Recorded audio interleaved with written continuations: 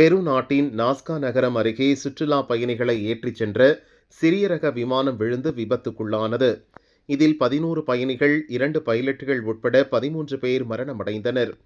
நாஸ்கா கோடுகளை சுற்றி பார்ப்பதற்காக டூரிஸ்டுகளை அழைத்துச் சென்றபோது இந்த விபத்து நிகழ்ந்துள்ளது.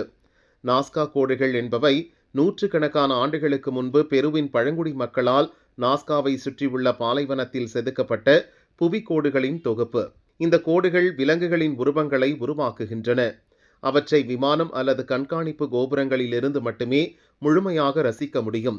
அந்த விமானம் ஏரோடியானா நிறுவனத்துக்கு சொந்தமானது. கடந்த 14 ஆண்டுகளாக சுற்றுலா விமானங்களை அந்த நிறுவனம் இயக்கி வருகிறது. மீட்புப் பணிகள் நடைபெற்று வருகின்றன.